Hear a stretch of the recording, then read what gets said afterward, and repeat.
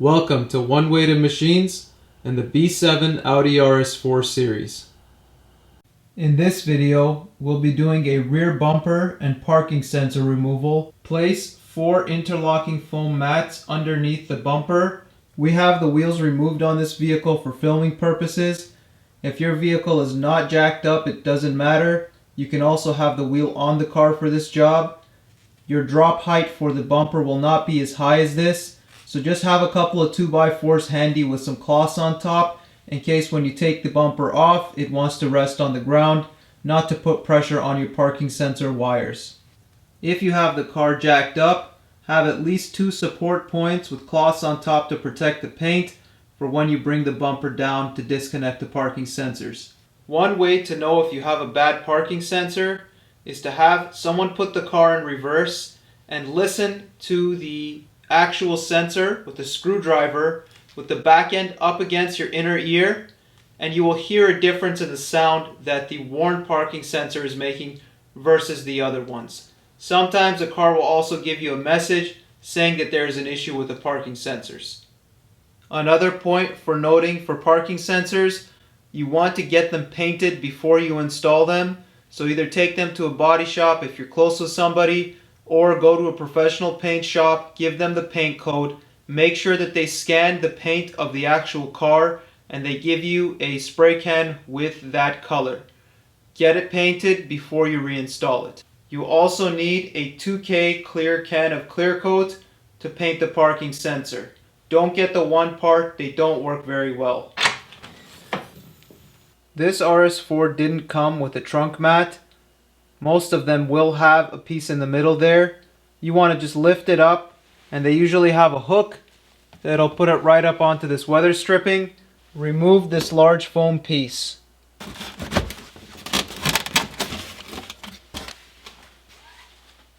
This red and black wire with all of these attachments down there was for an aftermarket backup camera that a previous owner must have installed. I cut the wires and removed the camera. But beware of any additional wiring that somebody may have done or if you've done it yourself. Next, there are 2 bolts holding in this plastic cover. You want to remove these. Somebody that's been in here before has not put those bolts back, so I can't tell you if they're T30s or T10mm. Once you have the bolts removed, pull straight up with even force to remove this piece of plastic.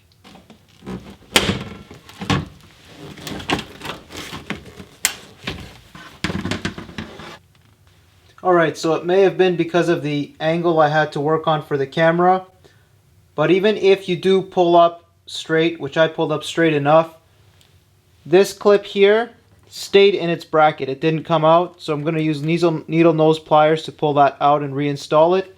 And this piece is different than the rest. It's just a piece of plastic. This either had broken off before or now. I didn't hear the breaking click. But this is what I'm saying. These old cars, the plastic is brittle. Even if you're gentle with them, things can break. So do really get right in front of the back of the trunk.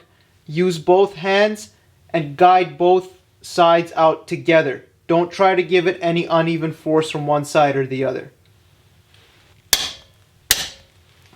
So I tried a couple times with the needle nose pliers on this one. I ended up having to give it force to the point where these clips were actually starting to lose their shape. When you come to remove this, if it doesn't come out with the clip, you're going to have to deform these 2 tabs and reform them when you fit them back onto the plastic piece that goes onto the car. Or as you saw there, they will just fall in. So once we remove the bumper, we'll retrieve that and refit it to the plastic bracket. So here's the plastic bracket out of the car. The metal bracket we were trying to get out from that one side is actually slides into this piece of plastic at the end here. This one came out with the car. The one beside it also came out. This is that plastic piece that was broken from the other side. So that's what is very important for the case of pulling straight up. Even if you have the slightest twist, you're most likely going to break this on one of the 2 sides. Moving along further to the left, here we have one more of the brackets with the sliding metal tabs It's missing here, and it was missing on the car side, so we might find it in the bumper or it wasn't fitted. And then there's a plastic piece that either I broke or was broken and just sitting in there. And on the furthest left side, we have this bracket here, which we're going to slide the metal piece that fell into the bumper in before we reinstall this bracket. I have seen guides that would advise you to remove the weather stripping around the trunk at this time. The one on my car, at least, it's pretty tight in there and there's dirt around it. If for some case you do need to remove it, put something very light like WD-40 or liquid wrench just to loosen up the dirt, not to damage the paint, and then work a screwdriver with a microfiber towel underneath if you can't pull it off. Be very careful not to tear this. Because it's such a delicate piece, I'm not even going to bother. I went around and it seems like this carpet lining is just barely underneath it, so we don't need to remove this. Now we're looking inside on the passenger side of the vehicle. We are going to gently peel this carpet back. There are two tabs, one on each side, right over here. And you're going to have to gently pull the carpet out from it. It's a metal tab. You don't want to tear it. So work the carpet out from underneath the liner there, and then slowly work it out. In the case that you are just removing the bumper, you will most likely have to undo these two T30s on this cargo hold down, and then you can just pretty much slide it back, and then you can access everything to remove the bumper there. In order to get better filming shots, and in the case that some of you might want to actually take this carpet out and wash it, mine in here has some dog hair, possibly from previous owners somehow, and it'd be much easier to wash it and get everything out if you were to remove them. So I will go through the steps of removing all of the cargo holders, and I'm going to take the carpet completely out. But do note that if you're just removing the bumper, all you need to do is take out these two, pull everything back a little bit, and then you can access all of the bolts easily. Also have your magnetic tray or your paint spray cap can to store your bolts as you go around the job.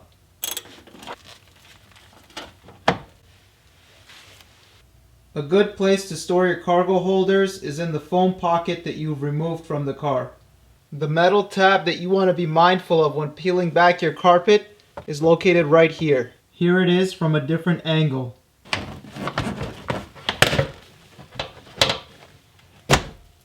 So now we've got it cracked loose. You have these metal tabs that you're going to pull out when you come to take it out from underneath the weather stripping. It's an old car. As you can see, slightly further up here on my car, it has detached the actual tab. So you want to be mindful. Again, each car is going to have different things when cars are this old. So stuff like that can happen. At this point, most of you will be able to get your hands back there to undo any bolts that you need to for just the bumper. So that's it there. I'm going to remove this for better filming. For removing the bumper, you don't need to remove this carpet the whole way. I'm also doing a carpet removal video, and to give you guys better access to the bolts, the whole carpet's coming out. All you need to do for removing the bumper is to take out this one tie down ring here, peel back the carpet just enough that you can get your hand back there to undo the bolts. Just like the other side, you want to be careful of this metal tab when you come to pry the carpet out so you don't tear it.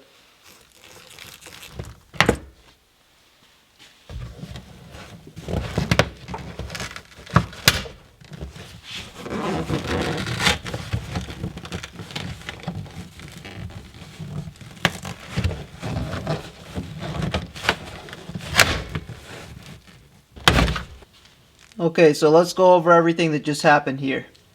This piece here didn't break, okay, but this is one of the metal tabs. This piece here didn't break off. It just didn't come out with the carpet when I came to peel it out.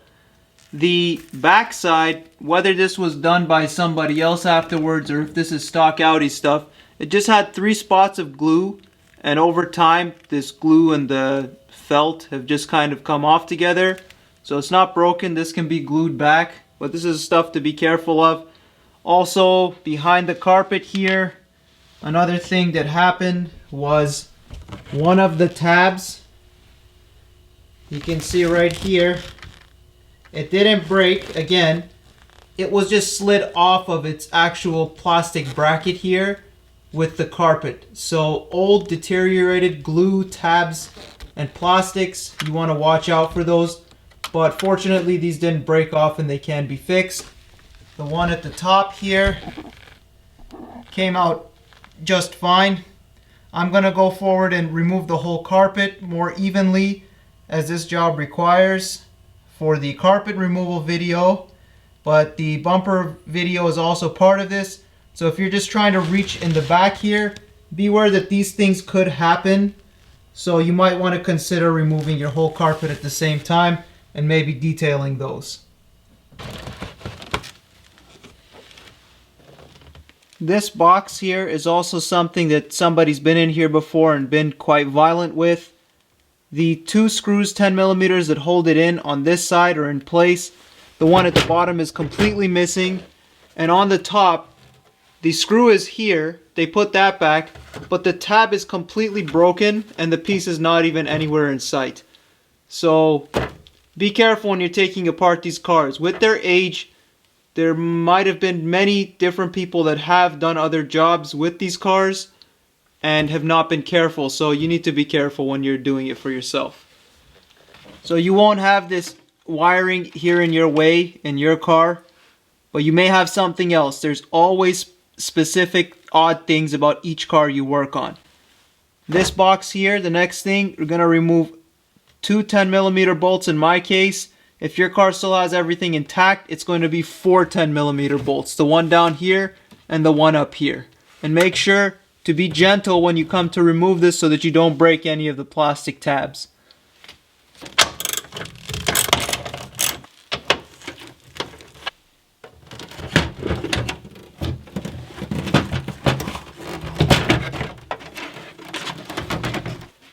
On the driver's side, this is inside of the tail light right now. There's 1, 2, 3, 4, 5 10 millimeter nuts that need to come off. Here's a closer look at the 5 bolts. You're going to have to be mindful of the wiring bundle going into this box to get that bottom one in the case that you are working blind and you don't remove the carpet fully. So as you can see here, I'm using a ratchet with a deep socket 10 millimeter, and that's enough to clear this wiring bundle here.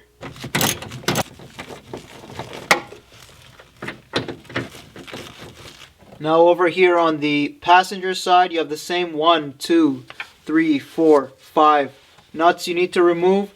Again, use a 3/8 ratchet with a deep socket 10 millimeter so that you can clear these wires and the gas door emergency lever without damaging them.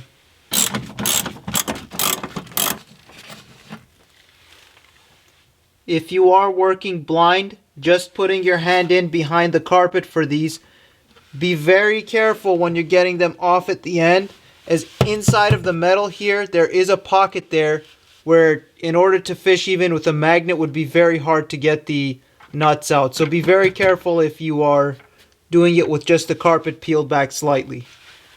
Remove 1, 2, 3 T25 screws on both sides of the car and peel back the fender liner.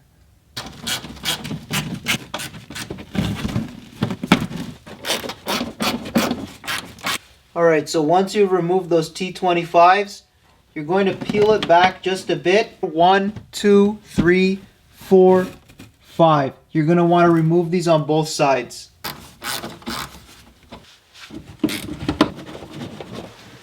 So this top bolt here was just about to give me too hard of a time due to the fact that there was a lot of grit inside. So if you do look in there and you see that there's lots of dirt inside of these Torx bolts, grab a pick and clean it out before you strip it. I was still able to get this by pressing a bit harder, but if it's too bad, grab a pick, it's not worth stripping. Remember when you go to put them back that the one at the very top has a different type of head and length as opposed to the other 4. So the 4 bottom ones have a smaller head, the one at the top on each side has the larger head. For the bumper removal video, this is the final storage each of the two side bolts that we just did, the 5 and 5, each have their own cap, and these are all of the other bolts associated to the project. There's a lot more in here because I'm doing the carpet removal and seat removal videos at the same time. Now on both sides of the car, you want to grab from here and push out, breaking these clips loose.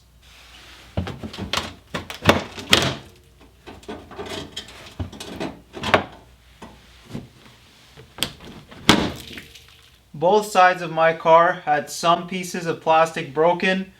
You can only be so gentle with it, but do be as gentle as possible. I don't know if those are broken in the past or now. I didn't see any plastic chunks fall on either side, so it probably wasn't from right now, but just beware that that could happen sometimes. So put the least amount of pulling force that you can while putting the force required.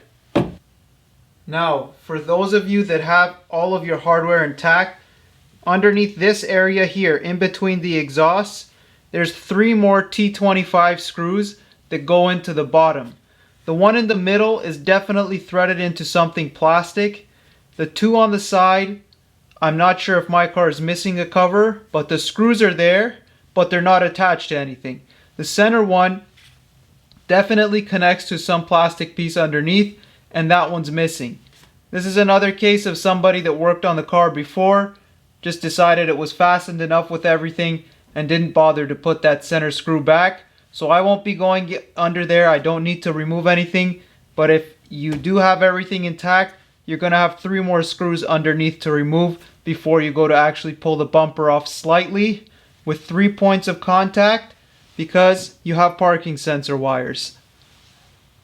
Now that everything's in place, we're going to gently pull the bumper off, hang it off about 3 inches on our supports, and then we're going to go in on the parking sensors. Underneath the valence there, in between the exhausts, where I was telling you about the 3 T25s, I didn't get the bumper out because it turns out that the one on the far end, the tab's broken. The one in the middle is missing. The one on the passenger side actually is connected to a piece of plastic. So make sure all your screws are out and gently work the bumper.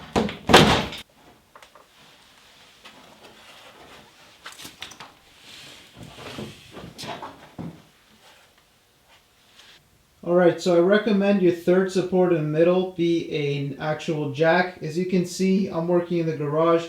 I took off the top handle and I still got it there. I put a cut piece of foam mat on top of the actual jack surface there, but the rear bumper moves back further than the front one, so my 2 jack stands, they were in pretty okay position.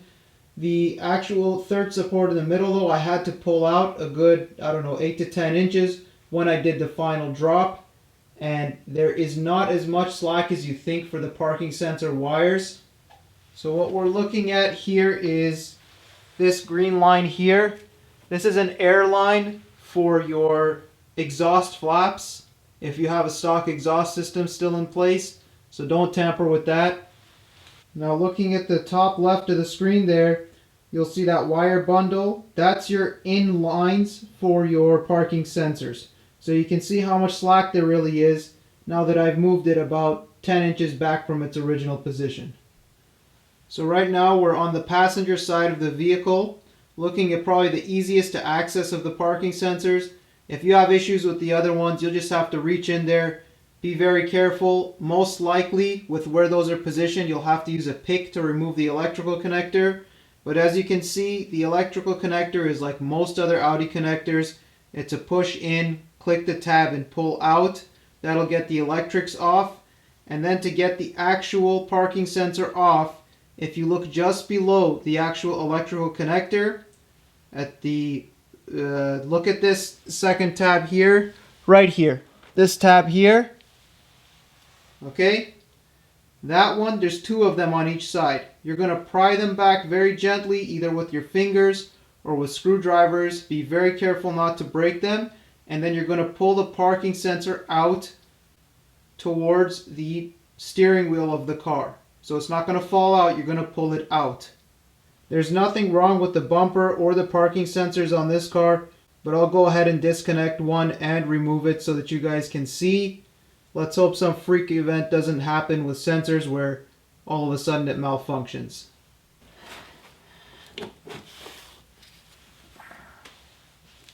So after a bit of gentle persuading with the screwdriver and with my thumbs, I was able to get the electrical connector out. Be very careful, and I also recommend you do remove the electrical connector first, because you have less room for error with the actual wire to tear it out of the back of the connector. I'm not going to go towards the two center ones, but those two I would most likely remove the actual clips on the sensor first, take out the clip, and even though the connector will be hanging in the air, making it more susceptible to the wires being pulled, I would still do it that way because it's very tight in there. So unless you can get a right angle pick in there and pull the electronic tab first before you get in there, try to remove the sensor first. But I'm not going to do that here. Although I'm not going to remove the two center ones, I did go and take a look inside right now, and to evidence that it is going to be more difficult and you need more care on those two center ones, somebody that's replaced them in the past has broken one of the tabs on the electrical connector. It's still held in, but let that be referenced that if you're doing those two middle ones, use caution. Don't be rigid with your technique, but be very careful when you take those two out, however you end up doing it.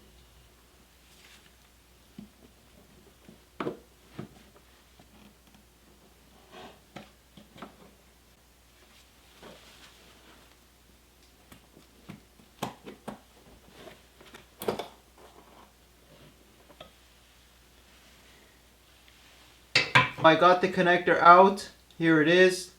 This one is perfectly fine, so we won't be replacing it.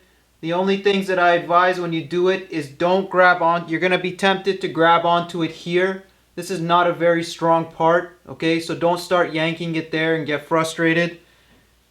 Hopefully it was clear in the clip before. What I did with the needle nose pliers, okay, with one hand, I put them in and I spread those two plastic retainer tabs open, okay, with the, so it's not a closing motion, it's an opening motion with the needle nose pliers. And then with your other hand, you just wiggle this out, okay, be very gentle. I was gonna put some fluid in there to clean it up, but being a sensor and being an old car, you can see there's little holes here, who knows what those are for. You don't want to get any fluids in there, so my car has some dirt and grime and it slid out right fine. So use this. This is probably better than screwdrivers. Screwdrivers, you'd probably need a second person because you need 3 hands. But with this, if you gently open it up with one hand, don't break the tabs, then you can just wiggle and slide this out. Get it painted first and then replace it. For reinstall, just click it into place and click the electrical connector back, listening for an audible click.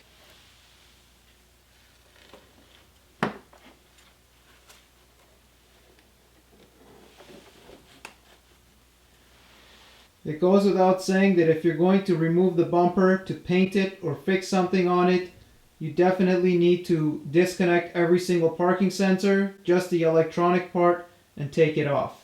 There was no reason to take this bumper off other than to show you guys how to do it. So I'm not going to do that part. I'm going to go ahead and reinstall it. The most important thing on reinstall is to have clean hands because you're going to be touching the paintwork a lot. And don't force anything too much. Work the clips in from the back of the car, and then once you get in here, that plastic piece underneath, the body colored painted part of the bumper, comes in front of that black plastic piece. All 5 screws.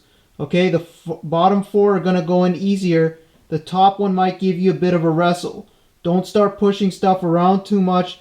Gently work the plastic from the bumper over that piece at the back for all 5 screws towards the brake disc, and after this everything should be pretty smooth. I popped off the bumper again and I'm here on the driver's side muffler. The heat shield on my car has loosened on this side, so what I'm going to do, this will be off camera, I'm going to sand it down to find some metal areas, and then I'm going to use JB Weld Original to get that heat shield back up to the body of the car. A lot of shops will just put a self-tapping screw right through the heat shield. This is not something that you want to let them do or do yourself, because that creates room for rust to build over time on a point this low in the car.